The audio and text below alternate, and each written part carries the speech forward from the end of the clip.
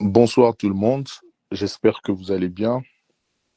Je suis docteur Bienvenu Ileka, je suis coordonnateur de Santé Quiz Asbel.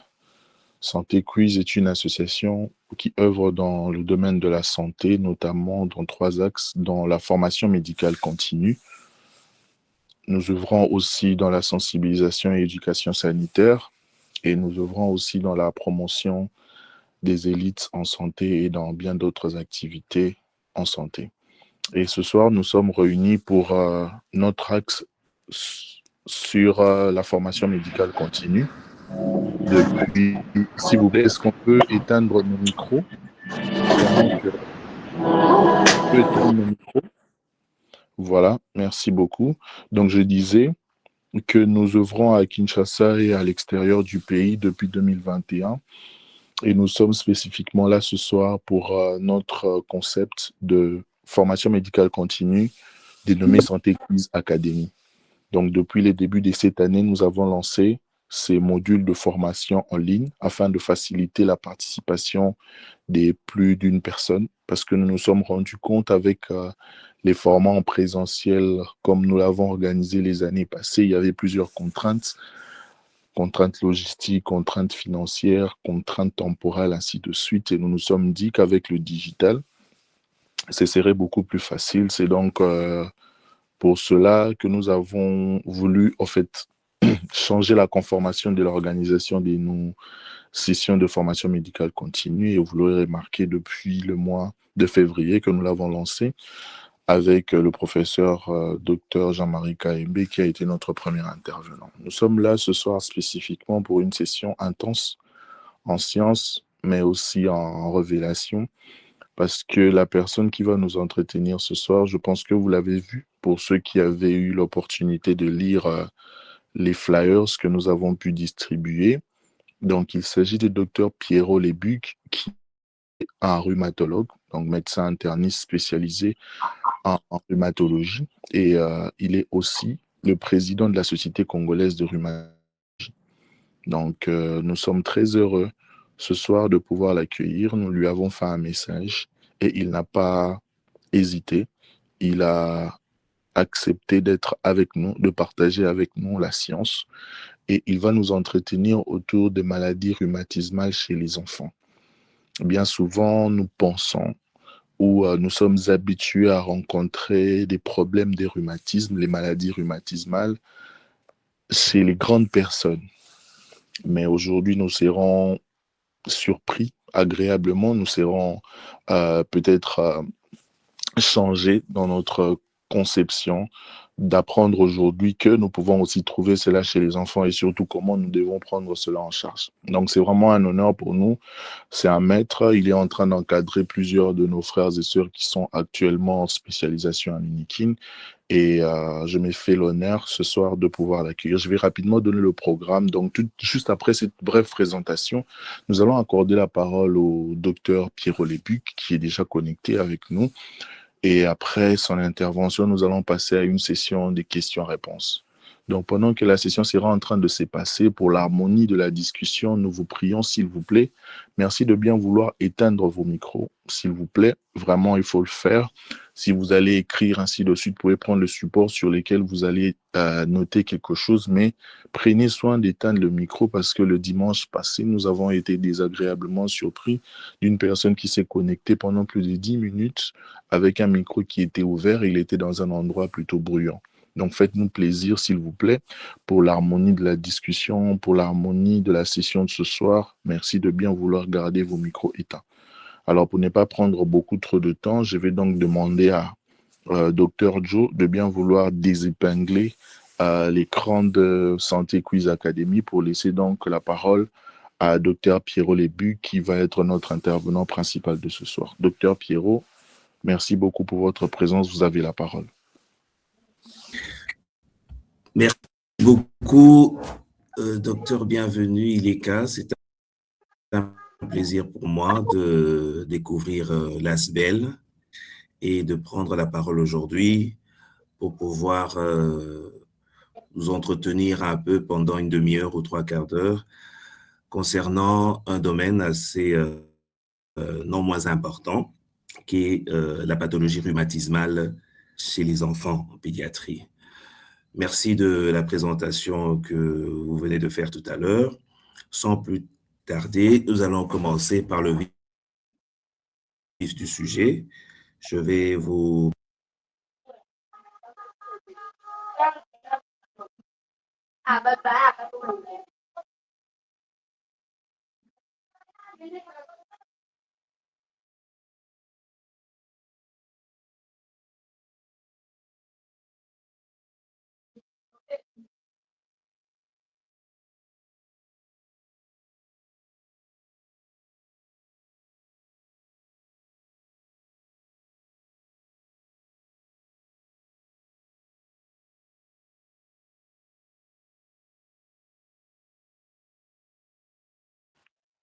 Voilà, donc le docteur lancer d'un moment à l'autre les diapositives et nous serons en train de suivre donc sa présentation qui sera en même temps, il sera en train de nous expliquer en même temps, il sera en train de défiler les différentes diapositives. Donc d'un moment à l'autre, les diapositives vont afficher sur l'écran et ça pourra nous permettre de mieux assimiler la matière qui sera dispensée. Donc merci de rester connecté, s'il vous plaît. Merci.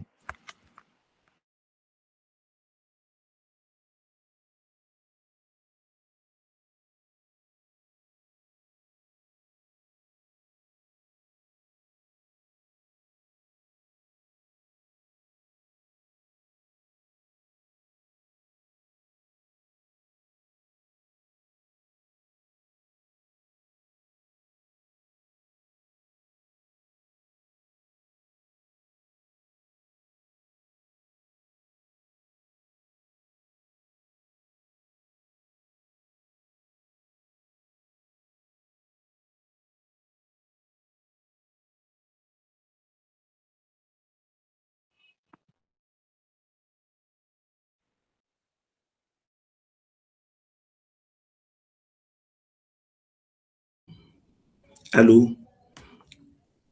Je ne sais pas s'il est... Oui, allô, nous vous écoutons. Vous voyez mon Non, écran non. partagé? Maintenant, oui, oui. Vous voyez Maintenant, nous... l'écran? Je viens de partager. Exactement. Pas encore.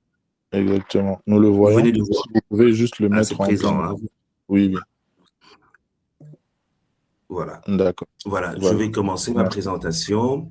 Donc, vous m'avez déjà présenté. Aujourd'hui, nous allons nous entretenir sur les rhumatismes en pédiatrie. Au fait, les rhumatismes pédiatriques constituent un ensemble des pathologies rhumatismales qui touchent les articulations et tout ce conjonctif chez les enfants. C'est vrai que c'est une question qu'on se pose, hein. Est-ce que les rhumatismes touchent les enfants ou pas? C'est vrai que ça mérite cette réflexion parce que dans la majorité des cas, la pathologie rhumatismale qui reste la plus fréquente, c'est l'arthrose. L'arthrose qui est une maladie dégénérative qui survient dans la plupart des cas à un âge avancé. Et ce qui fait penser parfois que les rhumatismes ne concernent que les vieilles personnes. Et souvent, on pense que pour faire un rhumatisme, il faut attendre à avoir 50, 60 ans ou plus. Mais aujourd'hui, on va vous dire que les rhumatismes ne concernent pas que cette tranche d'âge. Il y a aussi les enfants qui peuvent en souffrir. Et l'objectif de cette présentation, c'est de vous présenter ces différents rhumatismes qui intéressent les enfants et comment poser le diagnostic et le traitement ainsi que la prise en charge globale. Alors, pourquoi parler de ce groupe de pathologies? Pour trois raisons, parce que très souvent, il y a un retard au diagnostic qui est fréquent. La majorité des patients qui nous arrivent, les parents qui viennent avec les enfants, les pédiatres qui nous réfèrent les enfants, souvent, ils arrivent très en retard à cause d'une errance, une errance diagnostique qui est assez longue et qui parfois compromet le pronostic du malade. Deuxième raison, parce que les douleurs articulaires chez les enfants sont souvent sous-évaluées, surtout chez les plus petits qui n'arrivent vraiment pas à exprimer clairement ce qu'ils ressentent et qui peut prêter à confusion beaucoup de choses. Et troisièmement, nous voulons sensibiliser ça pour que tous les médecins, principalement ceux qui sont en face des malades pour la première fois, parce que nous, en tant que spécialistes, très souvent, nous recevons des malades en seconde intention, c'est-à-dire qu'après qu'ils soient déjà vus par un généraliste ou un pédiatre, Alors, l'objectif, c'est de pouvoir sensibiliser pour mieux connaître et mieux orienter le patient. Voilà, vous ai présenté deux papiers qui parlaient un peu de ce que je viens de dire, qu'il y a nécessité de de sensibiliser pour ces 3 points que je viens de citer. Alors, comment se présentent ces rhumatismes? Il faut savoir que dans la majorité des cas, le rhumatisme qui est le plus fréquent chez les enfants, c'est l'arthrite juvénile idiopathique, suivi des autres maladies inflammatoires, qui est le lupus, les vascularites et la dermatomyosite et les autres. Nous allons passer successivement chacune des grandes pathologies en donnant l'essentiel sur le plan diagnostique, clinique et thérapeutique. Concernant la première pathologie, le premier groupe, c'est ce qu'on appelle les arthrites idiopathiques juvéniles. Il faudrait savoir que c'est la pathologie rhumatismale chronique la plus fréquente chez l'enfant. C'est vrai que sur le plan épidémiologique, on note une nette prédominance chez la femme, chez les enfants, chez les filles. Et la forme qui prédomine, c'est la forme oligo-articulaire. Et après, c'est le lupus. Et il faudrait dire d'emblée que ce sont des maladies qui ont une gravité spécifique, notamment le lupus, et ils ont un impact important sur le retentissement majeur, surtout sur la croissance, parce que ce sont pas des adultes en miniature, ce sont des enfants qui doivent grandir, ils ont besoin d'une croissance, une scolarité, une qualité de vie pour pouvoir bien évoluer dans le temps, et c'est ce qui justifie bien sûr une prise en charge multidisciplinaire. Pourquoi devons-nous diagnostiquer tous ces pathologies? Pourquoi on doit diagnostiquer? Nous insistons, et c'est même l'objet de cette présentation. C'est premièrement pour prévenir les dommages articulaires, parce que lorsqu'il y a déjà des dommages installés, ça va compromettre ce que je viens de dire tout à l'heure, notamment la scolarité, la croissance et tout ça, et la qualité de vie. Et deuxièmement, c'est pour éviter toutes ces complications. Les complications ne sont pas seulement articulaires, mais il faut savoir c'est aussi systémique parce que ce sont des maladies inflammatoires qui ne concernent pas nécessairement l'articulation, mais l'inflammation est systémique. Et on a dans les complications majeures chez les enfants, c'est l'uvéite. En fait, c'est cette inflammation chronique qui concerne les enveloppes de l'œil, qui peut conduire à des cas graves vers une cécité et une amyloïde secondaire. Et les bénéfices majeurs de diagnostiquer tôt pour le troisième point, c'est pour assurer une croissance préservée et enfin pour un pronostic global qui sera optimal. Et pour cela, il y a des défis, Le défi, c'est de réduire au maximum le retard diagnostique parce que l'errance médicale reste une réalité. Les rares enfants que nous recevons en consultation, lorsque nous retraçons l'histoire, ce sont des histoires qui ont traîné, qui ont fait 2, 3, 4 ans. Et parfois, les enfants vous arrivent avec déjà des complications assez majeures, avec un pronostic fonctionnel et vital qui peut être en jeu. Et nous insistons parce que nous devons insister sur le rôle de médecins de première ligne. Qui sont les médecins de première ligne? Ce sont les généralistes. Parce que c'est vous qui recevez les malades, c'est vous qui constituait la première interface entre les enfants et les parents, et aussi les pédiatres, qui sont un pivot essentiel. Et cela, il faudrait déjà, dès le premier contact, être capable de diagnostiquer tôt pour avoir une orientation spécialisée chez le rhumatologue. Pourquoi tôt? Parce que il existe dans ces pathologies une notion qu'on appelle la fenêtre d'opportunité. C'est quoi la fenêtre d'opportunité? C'est en fait ce petit délai où, lorsque une prise en charge thérapeutique se fait de façon optimale, on peut vraiment passer à côté des complications majeures qui peuvent compromettre le pronostic vital et fonctionnel de l'enfant. Voilà. Alors, prenons le premier groupe de pathologies, c'est les arthrites idiopathiques juvéniles. Il faudrait dire que ce sont des rhumatismes, en général, ce sont des pathologies assez rares, mais il faut savoir que dans leur rareté, l'arthrite idiopathique juvénile constitue la première cause des arthrites chez l'enfant. C'est vrai que la prévalence dans notre milieu n'a pas encore été faite et ce sont des études qui sont encore en train d'être pensées pour réaliser, mais ailleurs en Occident, par exemple en France, on a une incidence de 16 à 150 cas sur 100 000 enfants en Europe. Et la distribution par rapport au sexe, Il faut dire que il y a une prédominance marquée pour le sexe féminin et la forme la plus fréquente, c'est la forme oligo-articulaire. Je vais revenir sur les différentes formes, présentations cliniques de l'arthrite idiopathique juvénile. Il y a un enjeu majeur parce que si le diagnostic et la prise en charge se fait en retard, il y a un risque d'entreprendre la croissance et le retard staturopondéral de l'enfant. Il y a un risque d'un retentissement fonctionnel, il y a un risque sur la qualité de vie et surtout un risque majeur lorsqu'il y a des atteintes extra-articulaires, notamment l'œil, comme je l'ai vu. Hein, ça peut entraîner dans des formes sévères une uvéite qui peut conduire à une cécité. Comment sont classées les arthrites idiopathiques juvéniles? Il faudrait dire qu'il y a 7 sous-types, hein, et ils sont classés suivant une classification qu'on appelle la classification de Lillard, qui est l'International League of Associations of Rheumatology, qui classe les arthrites idiopathiques en 7 sous-types. Et pourquoi? Parce que chaque type, ça permet de pouvoir évaluer le valeur pronostique, l'impact thérapeutique et la proposition des nouvelles classifications. On va passer en revue chaque sous-type. Le premier sous-type, c'est la forme systémique. La forme systémique, on la retrouve dans 4 à 17%. Et c'est une forme, quand on dit systémique, c'est-à-dire que l'atteinte n'est pas seulement articulaire, mais on a aussi des atteintes qui concernent tout le système, les atteintes viscérales. Hein, atteintes viscérales essentiellement marquées par la fièvre, et ici le pronostic est mis en jeu. La forme oligo-articulaire, c'est la forme la plus fréquente. Elle est la forme la plus fréquente qui touche 2 à 4 articulations. On peut avoir des formes persistantes ou des formes qui passent.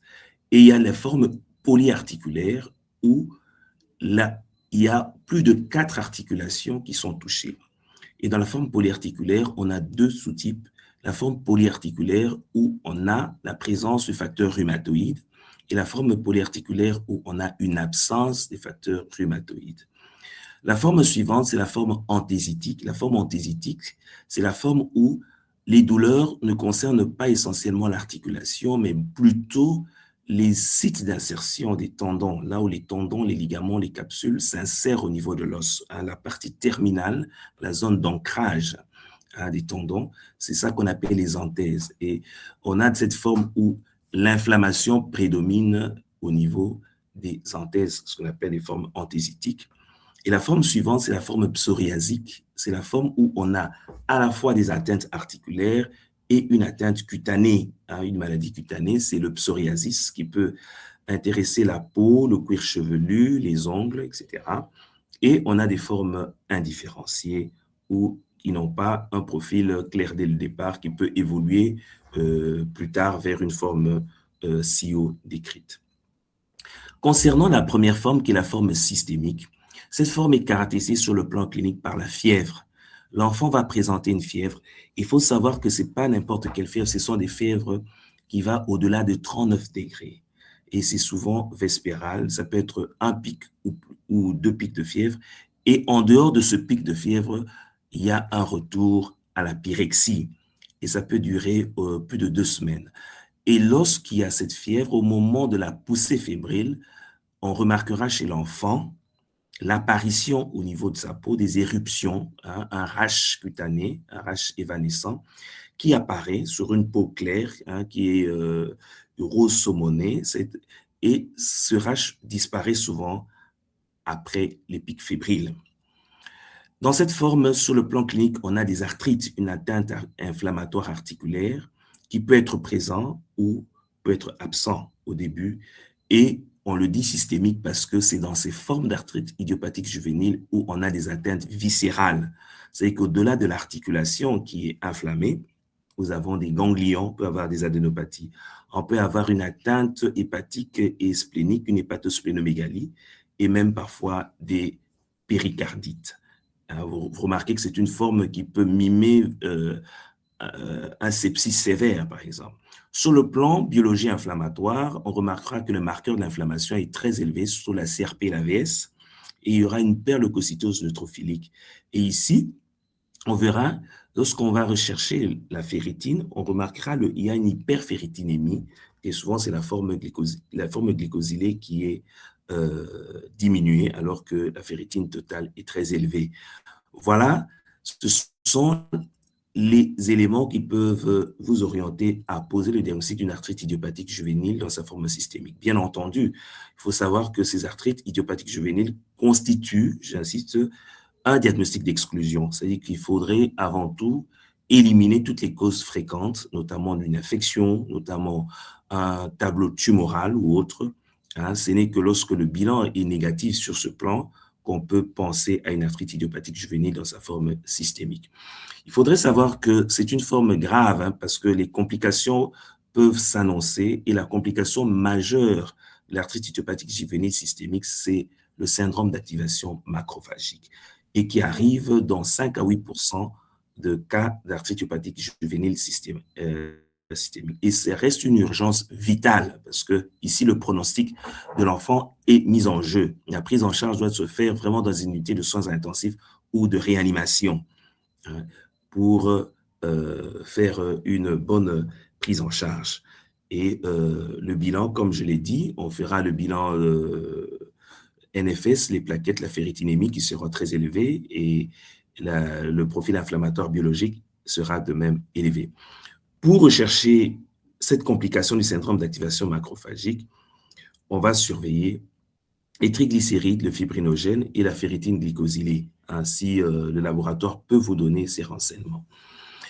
Alors, concernant la forme suivante, c'est la forme oligo-articulaire. La forme oligo-articulaire, c'est la plus fréquente des arthrites idiopathiques juvéniles. Ça constitue quasiment 50%. Oligo-articulaire, c'est que ça touche 2 à 4 articulations et souvent, c'est dans les 6 premiers mois. Et c'est la forme la plus fréquente et ça prédomine souvent chez les filles avec 2 pics. Le premier pic, c'est entre 2 à 4 ans et puis ça peut revenir plus tard. Et souvent, cette forme est associée à la présence dans le sérum des anticorps antinucléaires. Et il faut savoir que les articulations les plus touchées, ce sont préférentiellement les genoux, les chevilles, alors que les articulations axiales, notamment la colonne vertébrale et les hanches, sont souvent épargnées.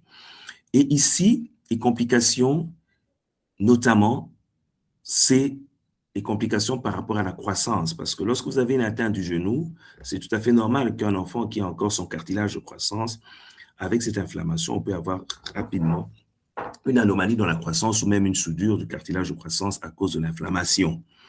On peut avoir des inégalités de longueur des membres, on peut avoir des attitudes vicieuses hein, avec le temps si le traitement n'a pas été conduit correctement et surtout ne pas oublier la complication oculaire qui est l'uvéite, qui est très fréquente surtout lorsque il y a une association avec les anticorps antinucléaires.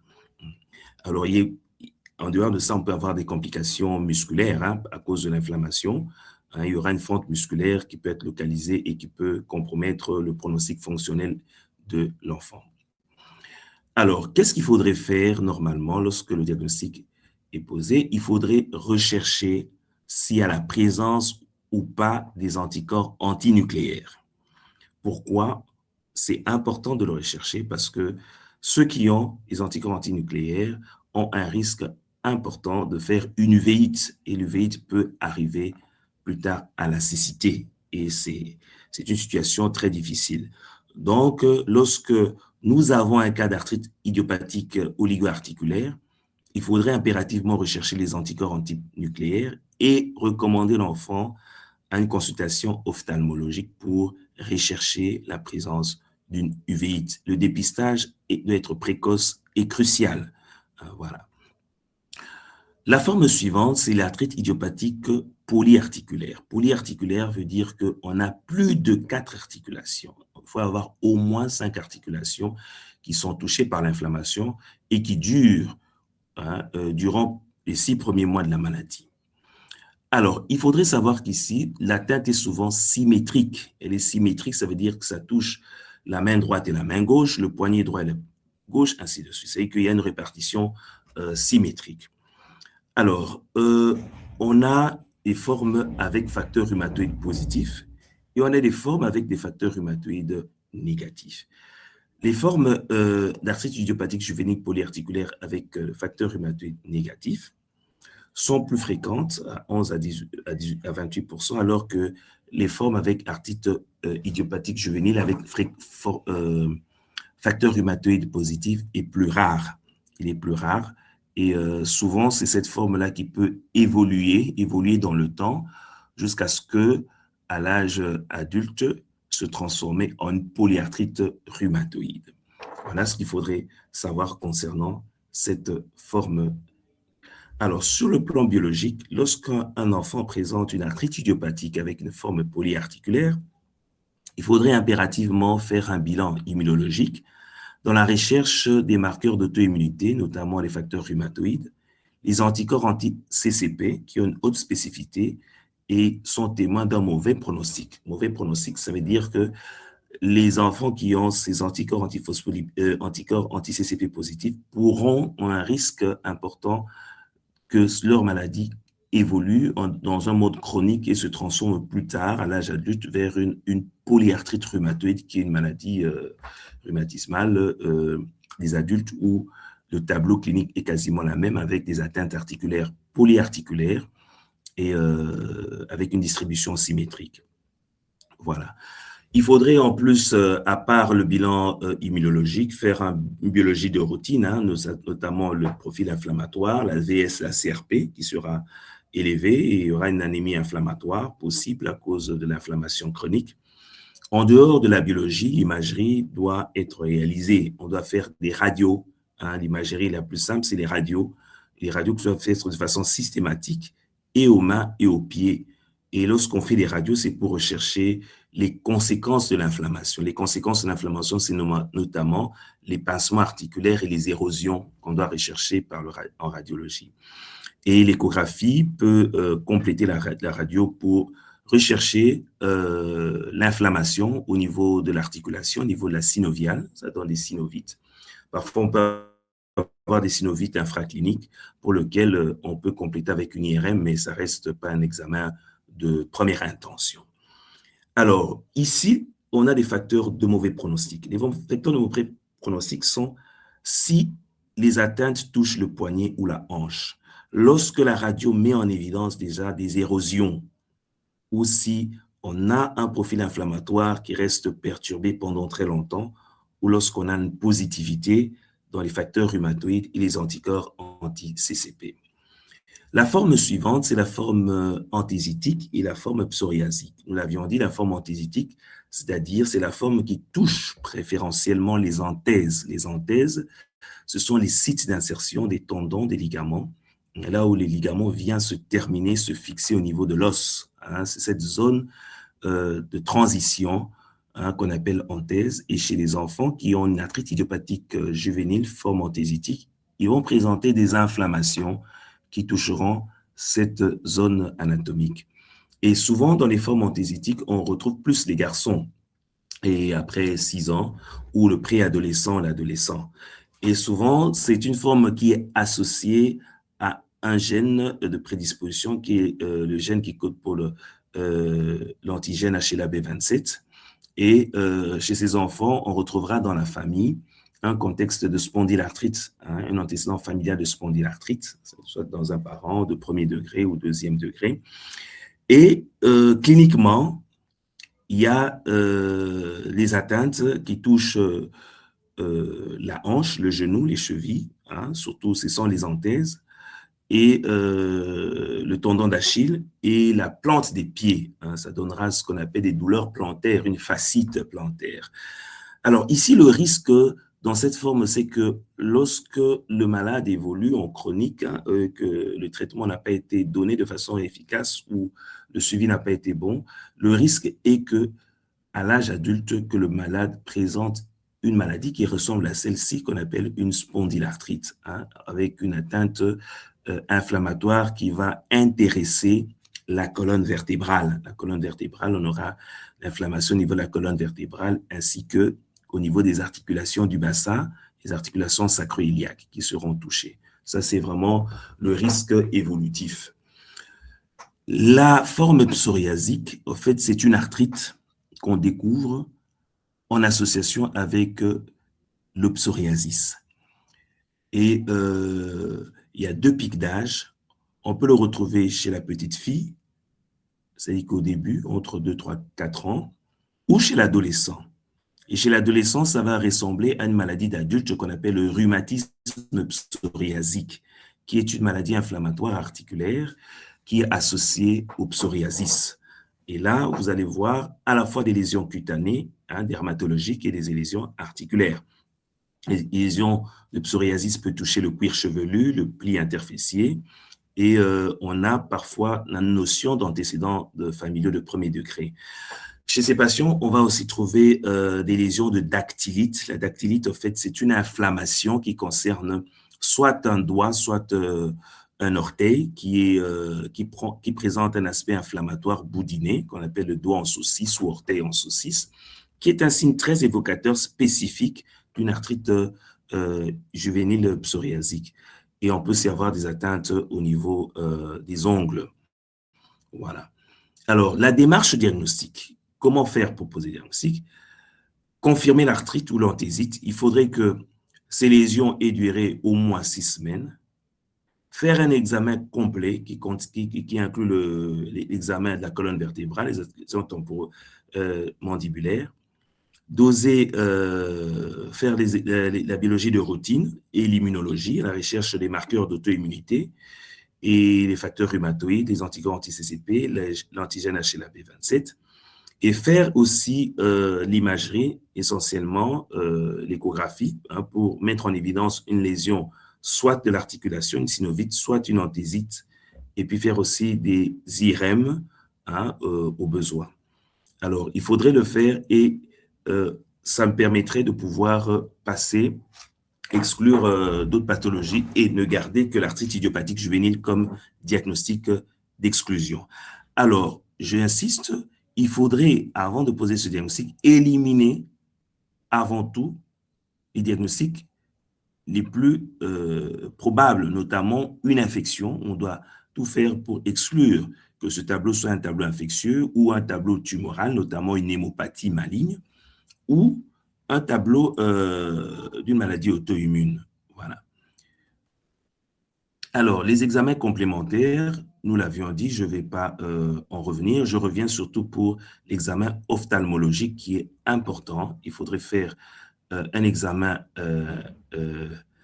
pour rechercher cette uvéite parce qu'elle est importante à rechercher, sinon la cécité est irréversible pour l'enfant.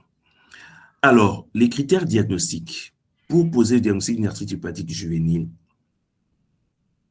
c'est une maladie qui concerne les enfants.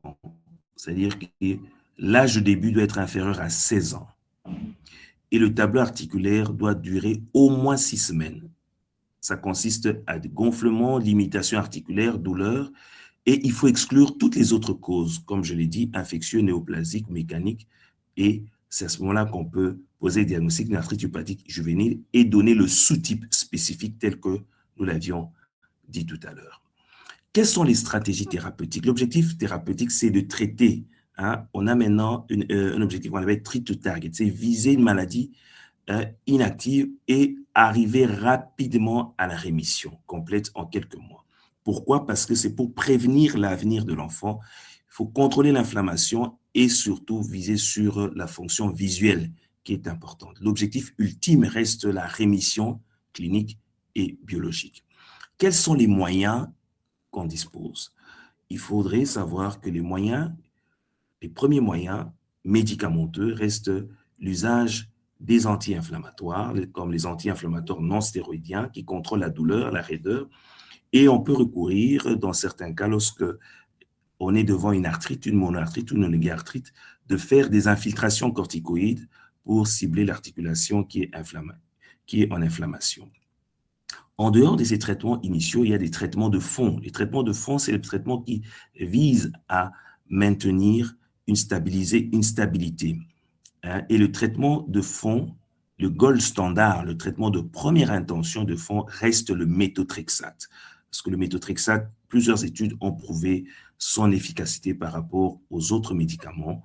Et lorsqu'il y a une contre-indication au méthotrexate, ou des effets indésirables majeurs, on peut substituer le méthotrexate avec le léflunomide ou la sulfasalazine.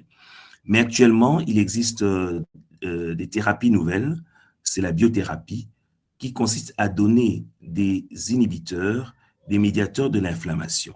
Ce sont les anti-TNF et les anti-interleukine 1, les anti-interleukine 6, qui sont beaucoup plus utilisés dans les formes systémiques et qui vont viser directement les médiateurs de l'inflammation dans le souci de pouvoir réduire l'inflammation et arriver rapidement à la rémission. Et il faudrait des ajustements qu'on doit faire tous les 3 mois et sauver la tolérance, l'efficacité possible. Et il faut savoir que les corticoïdes systémiques, au long cours, sont souvent des situations qu'il faudrait éviter pour des raisons bien évidentes, que ce sont des enfants, avec un risque important d'un retard de croissance, soudure de cartilage de croissance, et très vite, après une corticothérapie, passer directement à un traitement de fond qui va stabiliser la maladie. En dehors du traitement médical, il y a des traitements, la kinésithérapie qui a sa place, l'ergothérapie, parce que ce sont des enfants qui indispensables pour préserver la fonction articulaire, la posture. Et en dehors de ça, il faut un soutien psychosocial, parce que c'est un enfant qui voit comment sa croissance est différente des autres. Il faut favoriser son autonomie et bien sûr assurer aussi son calendrier vaccinal qui ne doit pas être oublié. Il faut des rythmes de consultation, il faut des suivis cliniques systématiques, il faut une surveillance ophtalmologique, comme on l'a dit, surtout chez les enfants qui ont la présence des anticorps antinucléaires. Il faut préserver la croissance et le développement et évaluer, faire l'imagerie ciblée. Les pronostics, les facteurs de rémission, il faut savoir que très souvent, on peut avoir une rémission dans 50% des cas à 5 ans. Alors, il y a des facteurs de pronostic qui sont réservés si l'enfant présente à des facteurs rhumatoïdes positifs, il a une atteinte au niveau des poignets des hanches, il a la présence des érosions, parce que la présence des érosions, c'est un signe qui montre que la maladie est sévère, ou s'il a un syndrome inflammatoire persistant. Il maintient une CRP, une VS qui reste toujours très élevée, malgré le traitement. Et là, il faudrait savoir que c'est un cas qui va nécessiter un suivi très rapproché et une thérapeutique qui doit être évaluée et réajustée. Alors, il faut toujours voir aussi la transition, parce que les enfants ne vont pas rester des enfants, ce sont des êtres qui vont grandir pour devenir plus tard des adultes. C'est un processus clé qui va nécessiter une planification anticipée dès que l'enfant atteint son adolescence pour un transfert progressif vers les médecins des adultes. Et les trajectoires cliniques, c'est qu'il faut vraiment un suivi rhumatologique continu et une nécessité d'adapter son projet de vie, parce que les enfants ont beaucoup de rêves dans la vie. Parfois, l'un de ses rêves ou quelques-uns de ses rêves peut être compromis du fait de sa croissance qui peut être entamée par les complications de sa maladie. C'est-à-dire qu'il faudrait se suivre tout ça et favoriser son autonomie. Alors, je vais passer pour parler de la deuxième pathologie, c'est le lupus érythémateux systémique. C'est vrai, le lupus érythémateux systémique, nous l'avons eu dans le cours de rhumatologie et on pensait que c'est une maladie qui intéresse les adultes. Mais aujourd'hui, j'aimerais vous dire que cette maladie, on peut le retrouver aussi chez les enfants. Et quand c'est les enfants, ça porte le nom de lupus érythémateux juvénile. Et les critères pour poser le diagnostic, on peut se baser des critères de l'ACR-EULAR, qui est le critère du Collège américain de rhumatologie et de la Ligue européenne de rhumatologie de 2019, qui a plusieurs paramètres. Et le diagnostic est posé lorsque le total des paramètres positifs est d'au moins 10 points. Et pour cela, il faudrait impérativement qu'on puisse avant tout mettre en évidence la présence des auto-anticorps, des ANA, des anticorps antinucléaires. Les anticorps antinucléaires doivent être présents à un titre supérieur ou égal à 1/80. C'est le critère d'entrée obligatoire avant de rechercher les autres signes pour pouvoir calculer et poser le diagnostic. En fait, ça reste des critères de classification, mais on peut l'utiliser dans la clinique. Alors, il faudrait savoir que dans ces critères-là, il y a des signes cutanés qu'on recherche, des signes articulaires, la présence des sérites avec une pleurésie, une péricardite, par exemple, la présence d'une néphropathie, hein, lorsqu'on a réalisé une néphropathie lupique, hein, réalisée après une biopsie rénale anapathe, okay, et la présence des certains marqueurs spécifiques, notamment les anticorps anti-DNA, les anticorps anti-Smith, qui sont des marqueurs spécifiques du lupus, ou parfois lorsqu'on a une hypocomplémentémie, c'est-à-dire que le taux de complément, les fractions C3, C4 sont effondrées. Alors, ce sont ces éléments qui permettent de pouvoir donner le diagnostic ou classer la maladie avec une sensibilité de 96%, une spécificité de 93%. Quelles sont les manifestations qu'on a chez un enfant qui souffre d'un lupus érythémateux systémique? Les premières manifestations qu'on voit, qui sautent aux yeux, déjà à l'inspection, ce sont les signes cutanéo-muqueux, notamment des raches malaires, hein, très caractéristiques qu'on a, cet érythème en aile de papillon qu'on voit au niveau de la région malaire, hein, et les lésions de photosensibilité, en fait, ce sont les lésions cutanées qui apparaissent après une exposition prolongée au soleil, et les lésions sont distribuées juste dans les zones, hein, cutanées ou découvertes, hein, qui sont en regard avec l'exposition au soleil. On peut avoir une alopécie, hein, une chute de cheveux, des ulcérations au niveau de la bouche, au niveau du nez. Ça, ce sont les signes qui peuvent vous faire penser à un lupus chez un enfant, ou carrément un enfant qui est admis parce qu'il a une atteinte rénale, une maladie rénale, une insuffisance rénale. On a mis en évidence une protéinurie, une hématurie, et on ne sait pas ce que c'est. Ça peut être une porte d'entrée pour, hein, aller au diagnostic vers un lupus, ou carrément au cours d'une mise au point d'une anémie. Hein. Le malade, l'enfant, a une anémie.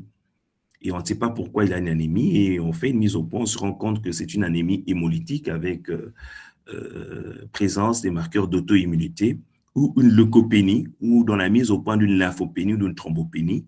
Hein, ce sont des signes biologiques qui peuvent vous orienter vers le diagnostic d'un lupus. Sur le plan systémique et locomoteur, l'enfant peut avoir des problèmes au niveau des articulations, des arthrites, hein, une inflammation, ou carrément des douleurs articulaires sans inflammation qu'on appelle des arthralgies. La particularité, c'est qu'elle est migratrice. C'est-à-dire qu'aujourd'hui, il peut dire qu'il a mal au poignet, demain, ce n'est plus le poignet, c'est le coude, etc. Ça migre. Et ça peut s'associer avec des douleurs articulaires, hein, musculaires, des myalgies qui sont très fréquentes, hein, au diagnostic. En dehors de cela, on peut avoir des atteintes décéreuses, péricardite, pleurésie, hein, comme je l'ai dit, ou des atteintes neuropsychiatriques, hein, des enfants qui présentent des convulsions, une psychose, des céphalées sévères, des troubles cognitifs de l'humeur, hein, qui sont pris en charge en neuropédiatrie. Hein, et la mise au point, hein, de toutes ces perturbations, des troubles, peuvent vous orienter vers le diagnostic d'un lupus, hein, avec des manifestations neurologiques qu'on appelle un neurolupus, ou carrément dans la mise au point d'une fièvre au long cours, hein, une fièvre prolongée, une asthénie physique, une perte pondérale inexpliquée, des adénopathies. Hein, ce sont des signes, des manifestations cliniques. Comme vous le voyez, il n'y a pas des signes cliniques ou des symptômes cliniques spécifiques à la maladie. Hein, c'est-à-dire que la maladie peut commencer ou évoluer d'un signe à un autre, et tous ces signes sont des signes qu'on peut retrouver dans toute autre pathologie. Alors, par rapport à la prise en charge, qu'est-ce qu'il faudrait savoir?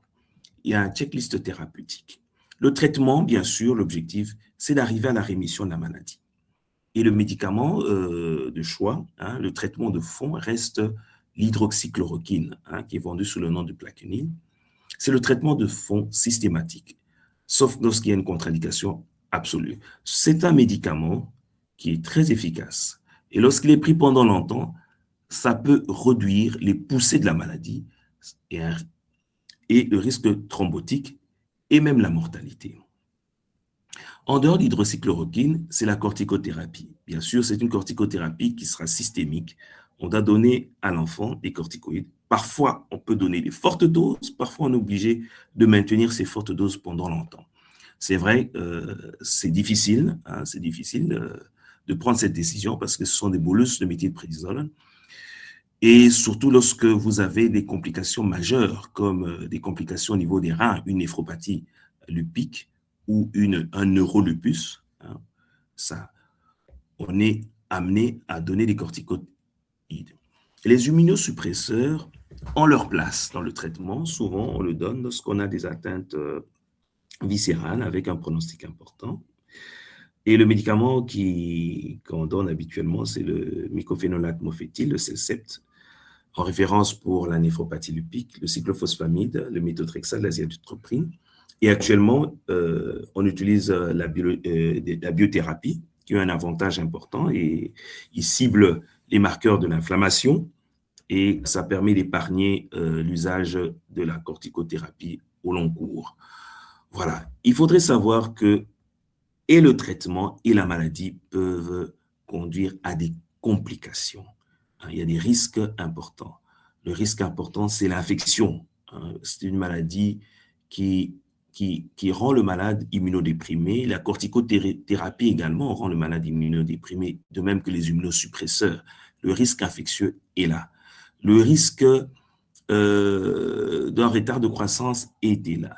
Le risque des complications osseuses, notamment la fragilité osseuse, l'ostéoporose est là. Les risques cardiovasculaires, cardiométaboliques est aussi présent, tant à cause de la maladie et de complications et du traitement. L'autre pathologie, c'est la dermatomyosite juvénile. Nous n'en avons pas beaucoup parlé parce que ce sont vraiment des maladies assez rares, mais il faudrait le savoir. C'est une maladie auto-immune systémique, hein, qu'on retrouve chez les adultes et même chez les jeunes. Et notamment par les signes cutanés, notamment des érythèmes, des papules au niveau de la main, qu'on appelle les papules de Gautron. Hein, sur une peau claire, ce sont des papules érythémateuses violacées. Et on peut aussi avoir des signes au niveau, à la base de l'ongle, hein, des mégacapillaires, et une calcinose. La calcinose, en fait, ce sont des dépôts calciques qu'on voit en sous-cutané, hein, au niveau, souvent, ça peut apparaître dans plusieurs zones, au niveau de la main, au niveau des coudes, au niveau des zones de pression, peut survenir l'apparition de ces nodules, hein, qui sont en fait des dépôts de calcium, qui sont durs et qui sont en fait des complications tardives de la maladie. Ce sont des enfants qui auront des faiblesses musculaires. Et la faiblesse musculaire est avant tout proximale et symétrique. Ça touche avant tout les ceintures, soit au niveau scapulaire ou les ceintures pelviennes. Et au niveau pelvien, il y a un signe important, c'est le signe du tabouret. L'enfant aura du mal, lorsqu'il est assis, de se lever seul sans avoir besoin d'utiliser ses mains pour se tenir debout. On peut avoir des troubles de la déglutition, bien sûr, à cause de l'atteinte musculaire, la musculature lisse, hein, au niveau du tube digestif, notamment au niveau de l'œsophage, hein, avec les risques importants de fausses routes. On peut avoir des atteintes pulmonaires, qui peuvent être soit interstitielles, hein, donner des pneumopathies interstitielles, qui sont rares mais qui sont graves. Et le risque important, le facteur important qui déclenche la maladie, en fait, ce sont les infections virales. Ici, on a découvert surtout plus les Epstein-Barr virus, le CMV et les lésions de photosensibilité avec l'exposition aux ultraviolets. Dans la mise au point diagnostique, bien sûr, il faudrait demander les enzymes musculaires parce que c'est une maladie où vous allez voir une élévation très marquée des enzymes musculaires, notamment la créatine phosphokinase et la lacticodéshydrogénase, alatasate et l'aldolase, qui signent, en fait, sont les témoins d'une cytolyse musculaire, d'une fonte musculaire. En dehors de ça, la mise au point des auto-anticorps est indispensable. Hein. On verra qu'il y aura des anticorps antinucléaires présents et des anticorps qui sont spécifiques pour les myosites et qui sont corrélés, bien sûr, au pronostic. On peut compléter à cela l'IRM musculaire, mais qui n'est pas nécessaire dans tous les cas. Le traitement ici consiste à donner une corticothérapie. Une corticothérapie, souvent à forte dose, un bolus de Solumédrol, qui permet de récupérer, bon, ça paraît être contradictoire, ce qui permet de récupérer ou d'améliorer la force musculaire. À cela, on ajoute un immunomodulateur, le méthotrexate, qu'on donne pendant très longtemps. Dans les formes réfractaires qui ne remontent pas ou les formes très sévères où le pronostic vital est en jeu, on peut utiliser des immunoglobulines en perfusion et des immunosuppresseurs ou la biothérapie avec le rituximab qui est un anticorps monoclonal qui cible les lymphocytes avec présentant les récepteurs CD20. Ici, l'objectif, c'est pouvoir récupérer un peu la force musculaire et prévenir la calcinose, qui est une complication chronique, qui est une complication un signe de mauvais pronostic. Et à cela, il faudrait aussi associer la rééducation pour tonifier la musculature et éviter l'exposition aux rayons solaires, parce que la photosensibilité, comme je l'ai dit, est un facteur déclenchant de la maladie. Nous allons parcourir, pour terminer, deux vascularites qu'on voit fréquemment chez les enfants. Bon, c'est quand même rare, mais on le voit chez les enfants. C'est la maladie de Kawasaki, qui est une vascularité aiguë, qui se manifeste par une fièvre prolongée, une fièvre élevée, qui peut durer plus de 5 jours, associée à 4 de ces 5 signes, une conjonctivite, une éruption cutanée, des adénopathies, des atteintes buccales, notamment une langue framboisée, et des atteintes des extrémités.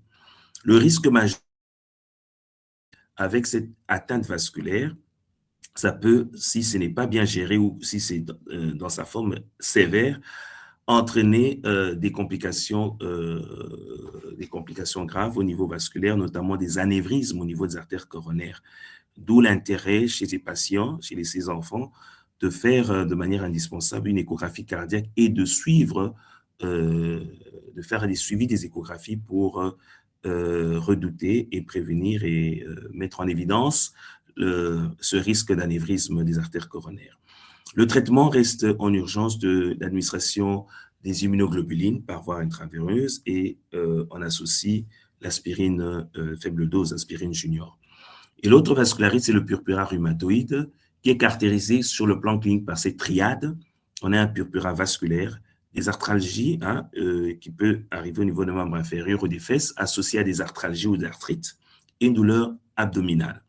Ici, le risque, c'est une atteinte rénale. Donc, il doit à tout prix, dans l'évolution, surveiller s'il y a à peine atteinte rénale, notamment une protéinurie, une hématurée, qu'on fait de façon systématique et qu'on suit pour dépister la complication qui est une glomérulonéphrite à IgA.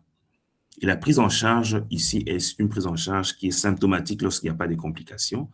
Et les corticoïdes peuvent être prescrits dans le cas où il y a des complications sévères, notamment digestives ou rénales. Alors, la dernière, c'est la sclérodermie. La sclérodermie chez les enfants, on peut la retrouver. Elle peut être localisée, surtout chez les enfants, c'est la forme localisée qui prédomine, contrairement à l'adulte. L'adulte, on peut avoir des formes systémiques ou des formes qui avec les atteintes viscérales, mais il faut savoir que la forme systémique ici, elle est rare chez l'enfant, mais lorsqu'elle arrive, elle est grave. Elle est grave. Les stratégies, vous savez que cette sclérodermie, c'est une pathologie dont, sur le plan thérapeutique, on n'est pas tellement très avancé dans la prise en charge. Il y a le traitement est avant tout symptomatique. On peut utiliser pour les lésions cutanées, des topiques. On peut donner du méthotrexate et corticoïdes, mais il faut faire attention par rapport à la corticothérapie par voie systémique avec un risque de faire des complications rénales qui est une crise sclérodermique. En dehors de ça, il y a des maladies auto-inflammatoires. Ce sont des maladies où il y a une perturbation de l'immunité innée. On n'a pas des marqueurs d'auto-immunité. Ce sont des fièvres récurrentes, sans cause infectieuse.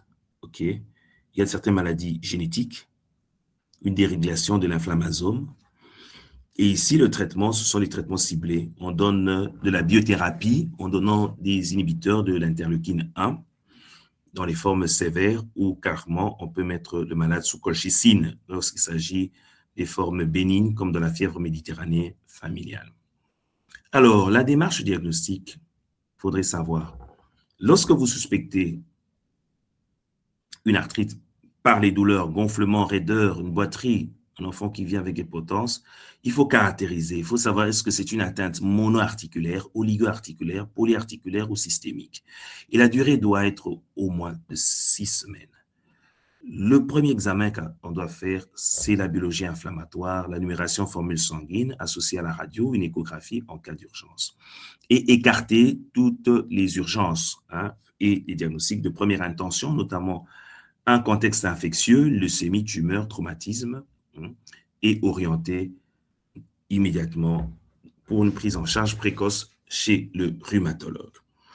Et faire très attention lorsque le malade, l'enfant, présente des signes généraux, une fièvre prolongée, des douleurs inflammatoires, des douleurs osseuses, ou une biologie qui reste perturbée, une anémie, une neutropénie, thrombopénie, ou carrément peut-être l'inverse, une cytolyse. Et il faudrait rechercher les signes d'alerte, parce que vous devez savoir quels sont les signes qui vous montrent qu'il y a une gravité. C'est notamment une altération de l'état général. Si l'enfant présente des douleurs et que ces douleurs ont des horaires nocturnes qui réveillent le malade, l'enfant, s'il y a des signes hématologiques, notamment une pâleur, des hépatosplénomégalies, une adénopathie, c'est important de le savoir et de se dire qu'on est devant une situation grave. Il faudrait avant tout faire vite pour avoir le diagnostic, exclure toutes les autres pathologies probables pour savoir s'il s'agit d'une arthrite idiopathique juvénile. L'approche doit être une approche disciplinaire, une équipe pluriprofessionnelle où il y aura le rhumatologue, le pédiatre, l'ophtalmologue, le dermatologue, le cardiologue, le néphrologue, le kinésithérapeute. Il y a la place de l'éducation thérapeutique, il y a la place d'une prévention de l'hygiène de vie, il y a des stratégies et parcours à faire. Il faut une thérapeutique qui est personnalisée, un traitement ciblé et un suivi au long cours. Les suivis peuvent se faire trimestriellement, tout dépendra des objectifs qu'on va surveiller, notamment la tolérance des médicaments, l'efficacité du traitement, s'il n'y a pas des complications osseuses, complications de la croissance, et rechercher s'il n'y a pas des atteintes de certains organes, notamment l'œil. En conclusion, qu'est-ce qu'il faut redire à la fin de cette présentation? J'aimerais dire que il faut savoir identifier précocement l'inflammation articulaire et toujours écarter les urgences et rapidement orienter lorsque on est devant un cas de doute ou une confirmation d'arthrite. Et le traitement doit être fait précocement et c'est un traitement qui est ciblé et il faut une approche globale, multidisciplinaire, où le rhumatologue sera accompagné des autres médecins et des paramédicaux psychosociaux parce que la prise en charge essentielle doit être faite pour mieux soigner l'enfant. Voilà, c'est ce que j'ai prévu aujourd'hui et j'ai dit et je vous remercie pour votre attention. Merci beaucoup, docteur, pour cette belle intervention. En tout cas, nous avons appris beaucoup de choses pour moi et je pense pour la plupart, c'était beaucoup de découvertes parce que c'est des choses que nous ne sommes pas toujours habitués à entendre. Donc, je vais comme ça donner la parole à tous les intervenants. Je sais que c'est à chaud, mais il y a eu certainement des zones d'ombre.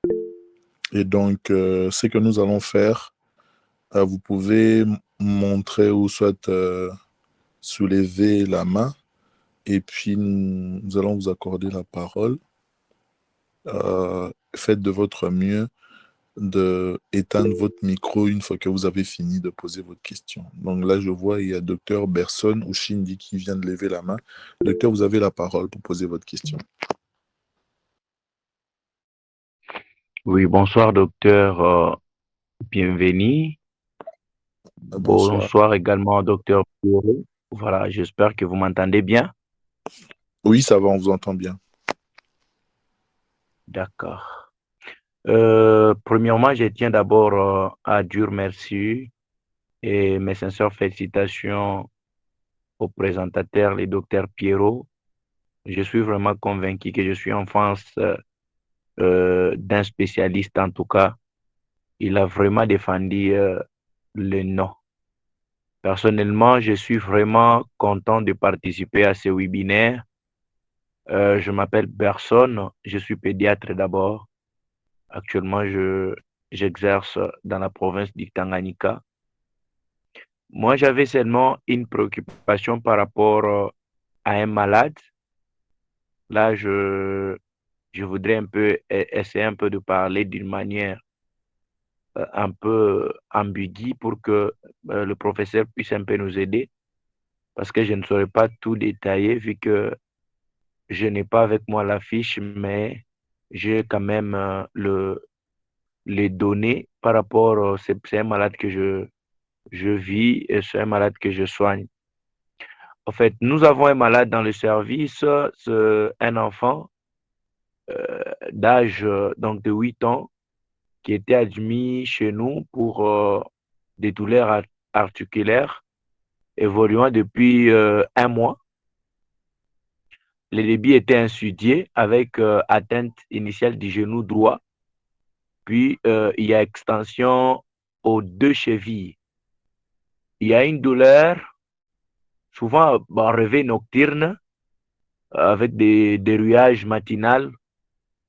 L'enfant boite un peu, il y a une boiterie intermittente, mais à l'admission, il y avait une fièvre à 38. Aujourd'hui, euh, aujourd'hui, avant 18 heures, c'était à 37,8. Mais il y a une légère altération de l'état général. Quand on avait fait les examens, euh, personnellement, j'avais conclu à l'arthrite des genoux. Donc, on avait fait les bilans biologiques, on avait fait CRP qui était modérément élevé, mais la VES qui était augmentée. Alors, on avait donné les AINS, ça fait 10 jours.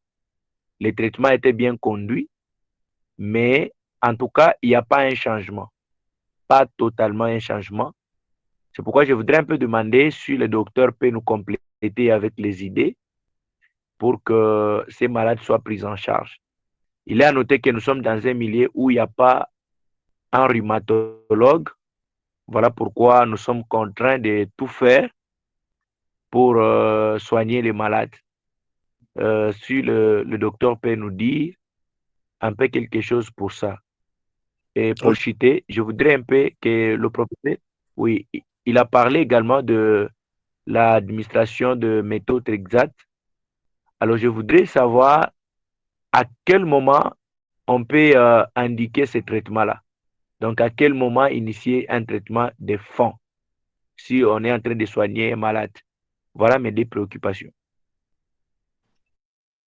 D'accord. Merci beaucoup, docteur Berson. Euh, Docteur Lebuc, vous préférez que nous puissions prendre une prochaine question ou que vous répondiez directement? Ça va dépendre de vous. Oui, docteur, bienvenue, merci. Je préfère répondre directement pour ne pas oublier certains points. Alors, D'accord. concernant la préoccupation la préoccupation de docteur Berson, je l'ai bien suivi. Il y a, ils ont un enfant qui a un problème de genou et de deux chevilles, et puis, bon, un caractère inflammatoire, hein, d'après il dit réveil nocturne, fièvre, etc., avec fièvre et altération de l'état général. Alors, je pense que ce qu'on vous pouvez faire, docteur, c'est d'abord d'évoquer la possibilité, la première possibilité, c'est de voir s'il n'y a pas une infection, hein, parce qu'il faudrait vraiment faire une recherche active d'une infection, parce que ça peut avant tout être une infection. Si vraiment il n'y a aucune preuve qu'il y a une infection, alors comment faire l'infection? Vous recherchez si vous pouvez, je ne sais pas, c'est à votre niveau, on peut faire une ponction articulaire, hein, faire une ponction articulaire, analyser le liquide articulaire, voir si on peut faire peut-être une culture pour voir si on peut isoler un germe, par exemple. Et au niveau sanguin, voir s'il n'y a peut-être pas, en plus, la CRP, si la procalcitonine est positive ou pas. Ça peut vous donner des éléments indirects pour évoquer la possibilité d'une arthrite, une arthrite septique. En dehors de l'arthrite septique, évoquer aussi la possibilité que ce soit une hémopathie, hein, parce que dans les hémopathies malignes, on peut avoir un tableau qui commence par des douleurs articulaires inflammatoires, avec la fièvre, avec une altération de l'état général. Je ne sais pas s'il y a aussi d'autres choses, une adénopathie ou une hépatosplénomégalie. C'est à vous de voir et orientez-vous à la recherche active pour exclure avant tout une fièvre, ces deux entités ou peut-être une autre tumeur autre qu'une hémopathie maligne. C'est vraiment lorsque tous ces diagnostics ont été recherchés, ces hypothèses diagnostiques ont été recherchées et qu'il n'y a pas eu une preuve d'une infection, il n'y a pas une preuve d'une hémopathie, il n'y a pas une preuve d'une tumeur, il n'y a pas une preuve d'une infection quelconque, qu'on peut se rabattre pour dire que ça peut être une arthrite idiopathique juvénile. Mais c'est vrai qu'il faut le faire aussi en urgence parce que plus vous traînez, plus la situation se dégrade et peut-être le traitement peut avoir un mauvais pronostic plus tard. Voilà, c'est un peu ça. Alors, les anti-inflammatoires non stéroïdiens, c'est bien, mais je pense qu'il faudrait avant tout poursuivre la mise au point pour exclure ou affirmer les diagnostics ci-haut cités. Deuxième question par rapport au méthotrexate. Le méthotrexate, c'est un traitement de fond dans la majorité des maladies inflammatoires chroniques, le rhumatisme, les rhumatismes inflammatoires chroniques. Beaucoup d'études ont été faites chez les adultes et même chez les enfants qui ont montré que ça reste le médicament de choix de première intention. Quand est-ce qu'il faut le prescrire? Bon, d'abord, qui le prescrire? C'est mieux que ce soit un rhumatologue. C'est vrai que les rhumatologues, on sait à l'instant présent, les rhumatologues ne couvrent pas tout le pays, mais les maladies rhumatismales chez les enfants comme les adultes se trouvent partout ailleurs. Ce que nous pouvons faire, peut-être maintenir des contacts pour peut-être faire un suivi à distance. On peut faire des prescriptions à distance sous supervision, c'est possible. Mais quand est-ce qu'il faut le prescrire? C'est au début. C'est qu'on ne doit pas attendre quoi que ce soit pour prescrire. Comme je l'ai dit, plus tôt on traite, plus tôt on a la chance d'arriver à la rémission, plus tôt on est à l'abri des complications à venir et des pronostics fonctionnels qui peuvent être altérés. C'est comme ça que le méthotrexate doit être prescrit le plus tôt possible, le plus tôt possible. Voilà, c'est, je crois, les deux préoccupations aux questions posées. Merci beaucoup, docteur. Ok, merci vraiment, docteur. Merci. J'espère avec ça, demain, là, je vais faire la ponction parce que je l'ai fait souvent. Je vais faire la ponction pour que nous analysons tel que vous l'avez dit. Merci pour les différentes contributions. Et les contacts, vraiment, ça sera un peu important pour nous parce qu'on reçoit beaucoup de cas, mais on se retrouve, on n'a pas un rhumatologue proche de nous. On est obligé de fournir les efforts pour trouver des solutions. Toujours comme ça, quand on entre en contact dans des différents webinaires, on se dit, quand on est en face d'un spécialiste qui présente quelque chose, comme ça, on entre en contact avec lui, il nous aide comme vous nous avez aidé là. Merci beaucoup. Sans pour autant faire une publicité, docteur, bienvenue. En fait, nous avons la plateforme de la Société congolaise de rhumatologie. Vous pouvez consulter, on a aussi une adresse mail. Vous pouvez toujours échanger si vous avez quelques questions à poser ou quelques difficultés d'ordre pratique. Nous restons ouverts pour porter notre pierre à l'édifice de la rhumatologie au Congo. Déjà, docteur, à la fin de la session, donc sur toutes nos plateformes, donc dans le groupe et tout le reste, nous allons partager différents contacts de la Société congolaise de rhumatologie. Je pense que chacun pourra avoir l'adresse mail, les pages et tout le reste. Comme ça, vous pourrez directement écrire au docteur. Il n'y a pas de problème pour ça. Voilà, on va prendre rapidement la question du docteur Alberto. Donc, si vous pouvez prendre la parole, s'il vous plaît.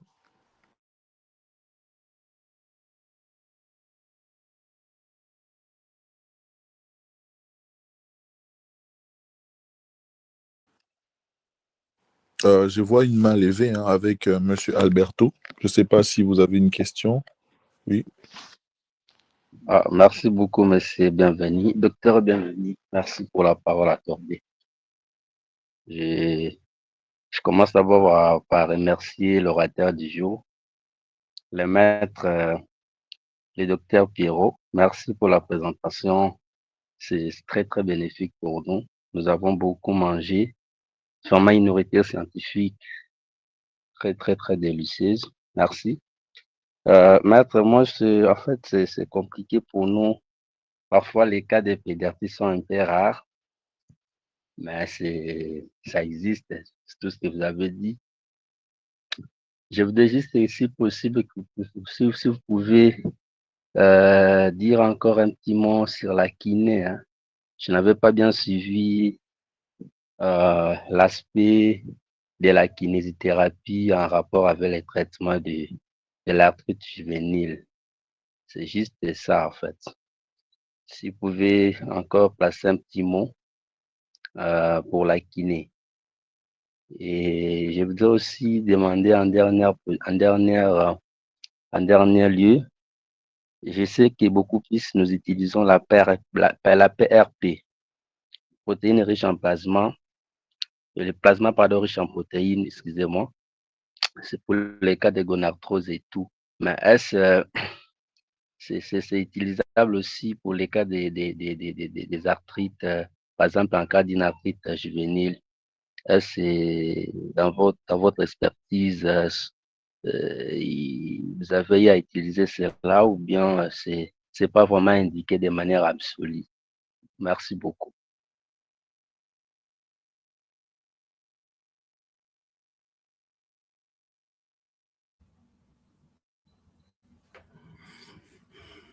Docteur Bienvenu, je pourrais prendre la parole pour... Oui, allez-y, docteur, allez-y. OK. Pour la kiné, en fait, je disais que la prise en charge, c'est une prise en charge globale, hein. C'est-à-dire que sur le plan, il y a un volet médicamenteux, hein, où j'ai nommément passé en revue tous les médicaments qu'il faut. Mais il faudrait savoir que ce sont des articulations qui ont un devenir, hein. Les enfants sont différents des adultes parce que les enfants sont appelés à grandir. Ils sont appelés à grandir et à avoir une taille adulte. Alors, ces articulations qui ont été touchées par l'inflammation, il n'y a pas que l'articulation, il y a aussi les muscles qui étaient entrepris, les tendons, en fait, tout l'appareil musculo-squelettique. Alors, il faudrait une prise en charge en kiné. En prise en charge en kiné consistera en fait une rééducation. Bon, tout dépendra, hein, parce que le kinésithérapeute doit faire son bilan pour voir quels sont les déficits qu'il a. On peut avoir un problème articulaire, on peut avoir un problème musculaire, on peut avoir... Et en fonction du bilan qu'il va voir quelles sont les stratégies à faire pour la réadaptation. La réadaptation, d'abord, il faudrait que la fonction articulaire soit maintenue, hein. Si une articulation devait bouger dans tout son degré de mobilité, il doit récupérer ce degré de mobilité. Ça, c'est la réadaptation. Il y a aussi la place des massages, des exercices pour tonifier les muscles, etc. C'est vraiment une panoplie que les kinésithérapeutes et les médecins physiques doivent faire en complément au traitement que nous avons. Alors, deuxièmement, c'est par rapport au PRP. Le PRP, c'est le plasma riche en plaquettes. C'est vrai que c'est aussi un procédé thérapeutique qu'on utilise chez les adultes dans le traitement de certaines pathologies, des maladies, notamment dans l'arthrose, et même dans les pathologies abarticulaires, hein, dans le traitement des tendinites, hein, tout ça, on utilise ça. En fait, le procédé, c'est que on exploite, hein, les facteurs de croissance qui sont contenus dans les plaquettes. En fait, on prend le sang, on centrifuge, on prend les plaquettes.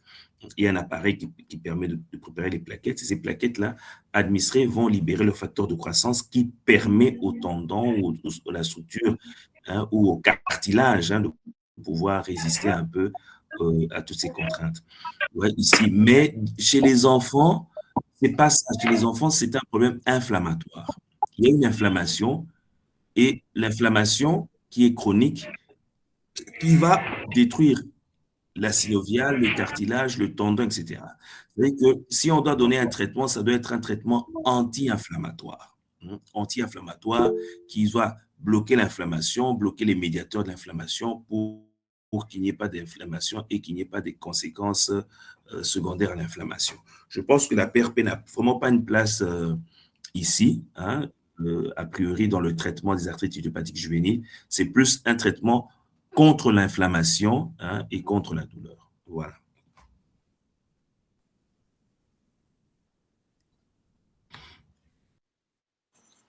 Merci beaucoup. J'espère que la question a été répondue. Je pense que Dr Alberto a été satisfait. Docteur, j'avais aussi une question, vraiment une question assez générale pour tout un chacun de nous. C'est vrai que lors de votre intervention, vous avez balayé un certain nombre d'explorations paracliniques, mais de façon un peu plus succincte, genre vraiment bref. En tant que médecin généraliste, nous avons un patient, en fait un enfant, et nous avons une suspicion d'une maladie rhumatismale. Quelle, euh, Tout en sachant en fait que généralement en fait dans nos hôpitaux, le plateau technique qui nous permet de pouvoir doser tous les marqueurs. Nous savons qu'il y a certains marqueurs qui sont beaucoup plus accessibles que d'autres.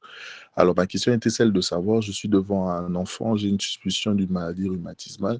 Quel serait, en fait, l'examen paraclinique de, pas de choix, mais je voudrais dire de première intention, que je pourrais bien demander et ce serait quoi, en fait, l'interprétation, en fait, de cet examen qui me permettrait de pouvoir, si pas confirmer, mais au moins pencher beaucoup plus, en fait, sur ces diagnostics de maladie rhumatismale. Vraiment, pour un médecin généraliste qui vraiment accueille un patient et qui pense qu'il serait probablement question d'un rhumatisme. Voilà, juste ça. Merci beaucoup, docteur. Au fait, la rhumatologie, c'est avant tout, comme je le dis, je l'enseigne, j'encadre les assistants, les spécialistes, c'est avant tout l'examen clinique. On ne saura pas être un bon rhumatologue ou un bon clinicien lorsqu'on n'est pas un bon clinicien, tout simplement parce que le diagnostic en rhumatologie est avant tout clinique. Que ce soit un enfant, que ce soit un adulte, très souvent dans la majorité des cas, on peut dire dans 100% des cas, la plainte qu'on nous amène, c'est la douleur, qui reste la plainte quasiment chez 100% des patients. C'est une douleur qui concerne l'articulation ou les structures avoisinant de l'articulation, hein, qui concerne l'appareil musculo-squelettique.